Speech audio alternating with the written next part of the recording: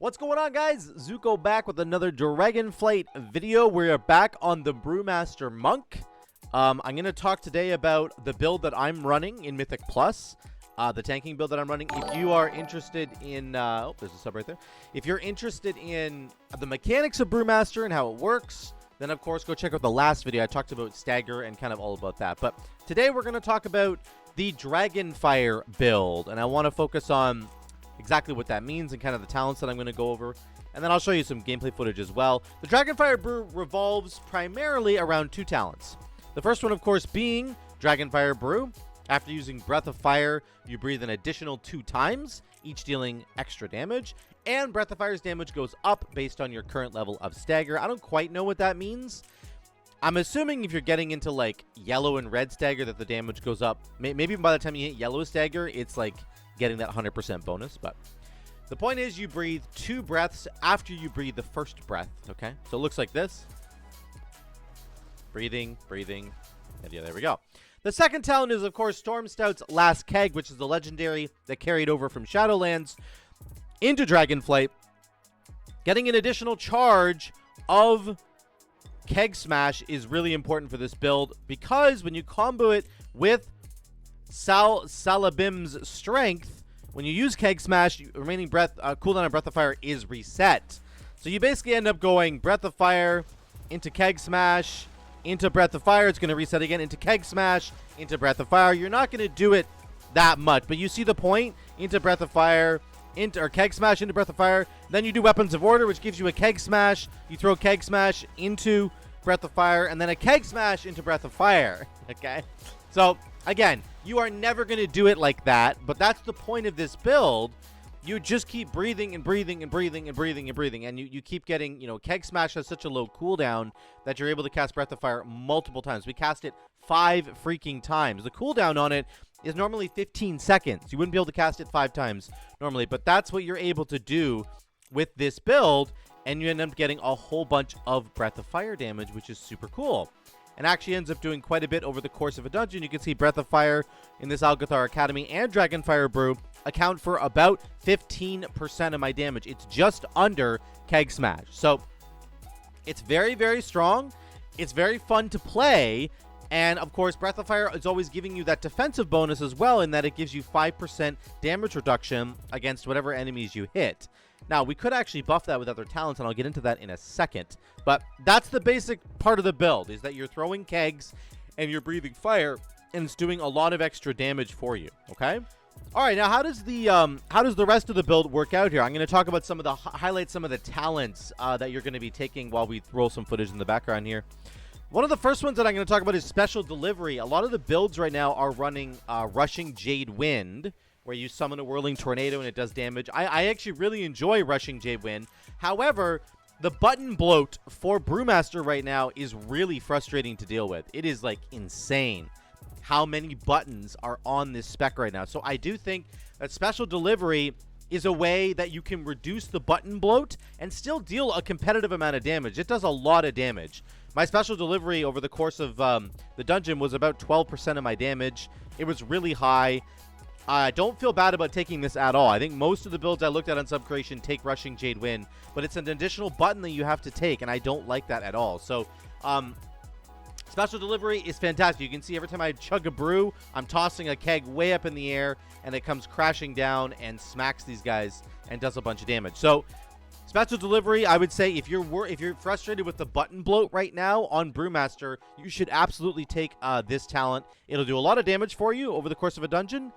And especially when you combo it with some of the other talents that will give you your brews back, like, for example, Black Ox Brew, which we now get to take, which we didn't really get to take in Shadowlands. So this lets you chug a brew, and then it will get you your Purifying Charges back and your Celestial Brew back. So it has really incredible defensive bonuses, of course, because you can press Purifying Brew, Celestial Brew, and then press Black Ox Brew, and you'll get all your charges back. On top of that, it actually is a brew itself, which means it triggers Special Delivery. It'll throw a Special Delivery barrel in the air and deal damage. So it's also actually an offensive cooldown because you can go Purifying Brew, Celestial Brew. That's 3 Special Deliveries. you press Black Ox Brew. That's a 4th special delivery barrel. Then you can go Purifying Brew, Celestial Brew. Again, that's 3 more special delivery barrels. So that's like 7 barrels that you're throwing in the air, and they all come crashing down. And for me right now, they do about 5,000 damage. So that's a 35,000 damage AoE. 35,000 damage, to one target, but if it's multiple targets, it's 35,000 damage to, let's pretend it hits all these targets on screen, and that's times 6, right? So you can see how the damage adds up pretty quickly. So Black Ox Brew, amazing defensive cooldown, also actually an amazing offensive cooldown when you pair it up with special delivery. It's another great reason to take special delivery, in my opinion. Very, very good. Now, another huge part of the build here for Brew is, of course, Exploding Keg, which hurls the Flaming Keg, does about 20,000 fire damage to all nearby enemies. It actually doesn't have a reduced... It doesn't have any soft cap or anything. It just does uncapped AoE damage, so that's really good. Most importantly, it causes enemies' melee attacks to deal 100% reduced damage for 3 seconds. So very, very good in Mythic Plus. Really buys you some time to be able to get your defense rolling, get your stagger bar stabilized. It's really strong for that stuff. I love how Exploding Keg works, and of course it's on a 1-minute cooldown, which makes it even better. Let me skip ahead here, do a couple more packs. So yeah, really, really strong right there. Love Exploding Keg. That's another huge highlight for any build, really, but it's just a strong highlight in general. Good talent. And then we're going to move over to Weapons of Order. This is the Kyrian ability that came over from Shadowlands. It gives you 10% mastery. Keg Smash cooldown is reset, which again helps you to get your brews back, which again, every time you press your brews, is going to throw a special delivery in the air. You can see how that kind of all works together.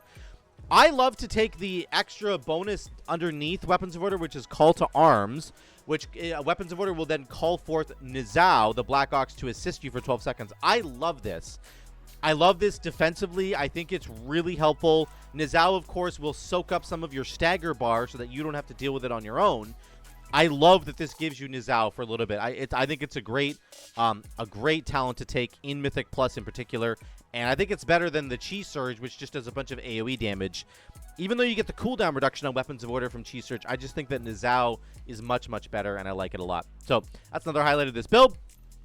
And, of course, we do take Bone Dust Brew with Bountiful Brew, which says your abilities have a low chance to throw Bone Dust Brew.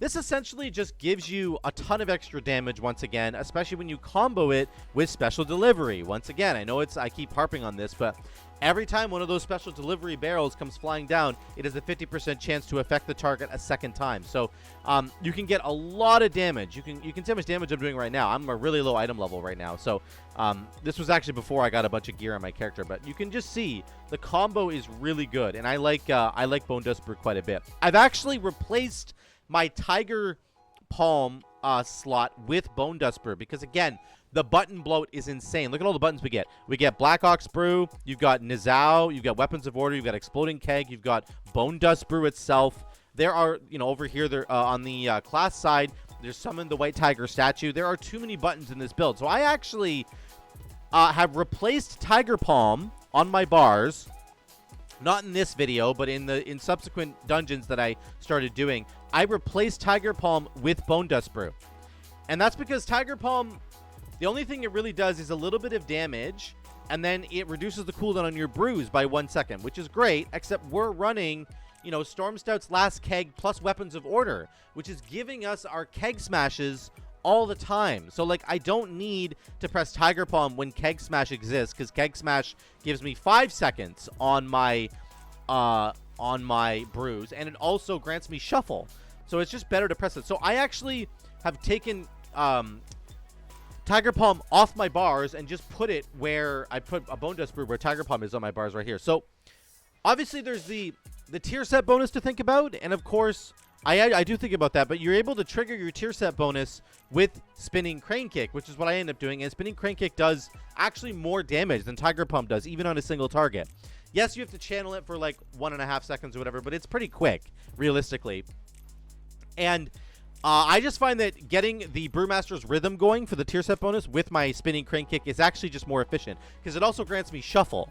So I get the Shuffle, I get the tier set bonus going, and I'm dealing more damage than Tiger Palm deals. The only thing I'm not getting from Spinning Crane Kick versus Tiger Palm is the reduction on my brews. But again, I'm using Keg Smash to primarily help me deal with that. So really solid combo there, Olo, and that helps to, again, get rid of some button bloat. I like to remove Tiger Palm, and that helps me get rid of button bloat. And again, I'm not taking Rushing J Win, which helps me get rid of another button that I otherwise wouldn't have to take. So I think that this is a solid way to play this character. Even on single target, not having Tiger Palm is not the end of the world. Okay? That's about it for the highlights for the build that I want to say.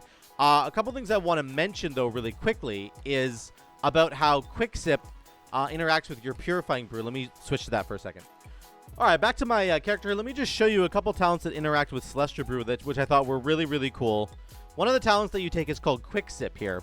Purify 5% of your stagger damage each time you gain 3 seconds of shuffle duration. So shuffle, of course, is given to you by Keg Smash, Blackout Kick, and Spinning Crane Kick, as I was just mentioning. So this is really interesting when you think about how Celestial Brew works. This is your big shield. Purifying stagger damage increases the absorption by up to 200%. Generally, you purify stagger damage by pressing Purifying Brew, but this Quick Sip, giving you 5% of your stagger damage each time you shuffle, actually also purifies. So the baseline shield that I should be getting from Celestial Brew is going to be 60,000, okay? So we want to see if we can get that number up higher. So I'm going to just sit here. I'm purifying. Every time I'm gaining shuffle, my stagger is going down a little bit, okay? So you can see it's going up right now, but it's also going down a little bit. We're fighting the stagger ever so slowly. Let's move away from the boss now. We're going to wait for all of our damage to fall off here. Okay, our damage has fallen off. Now, let's press our Purifying Brew here. Boom. And we have 69,177. So it should be a 60k base shield, but I've turned it into a 70k base shield just because of Quick Sip. I didn't even press Purifying Brew once.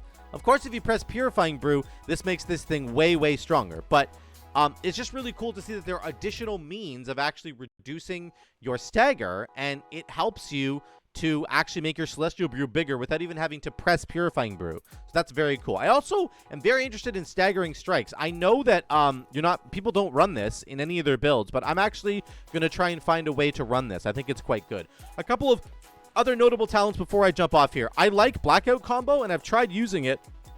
I think particularly with the Dragonfire build, you're pressing Breath of Fire quite a bit, so the periodic damage would be pretty high. But just getting 2 extra seconds on the cooldown of your brews, I think, would be very, very good. Sorry, I said 5 seconds earlier. You only get 3 seconds off your brews. Sorry, I misspoke there. But with Blackout Combo, you would get 5 seconds off your brews, which I think is a pretty big deal, considering we're taking Black Ox Brew as well as the other 2 main brews. So I think that that might actually be a really good combo. Finally, I'm interested in taking Celestial Flames and then potentially pairing it up with Blackout Combo, which, besides the extra periodic damage from Breath of Fire, you get 5% increased damage reduction from Breath of Fire, and Celestial Flames gives you another 5% damage reduction for Breath of Fire. So with the Dragonfire Brew, you can be pressing Breath of Fire and getting the extra triggers and just getting 15% damage reduction all the time on all enemies that are there, which I think is actually kind of crazy if you're doing it after you press Blackout Kick. So that might be really good, I think. Having 15% DR might be kind of crazy, but it might also be really bad. But it's something that I'm going to check out in the future. That's it for me, guys. That is the Dragonfire Brew build for Brewmaster Monk. I love this talent. The talents so far, they're really fun. I love having all the extra Breath of Fires going on. The playstyle for Brewmaster Monk is also incredibly fun. So let me know what you guys think in the comments down below about the current builds for Brewmaster. Do you have any other builds that you like to play that you would suggest for me? I would love to hear from you in the comments down below if you have another build that you play that isn't a part of the talents that I showed you today. So let me know what you think. I love you guys. I'll see you in the next one.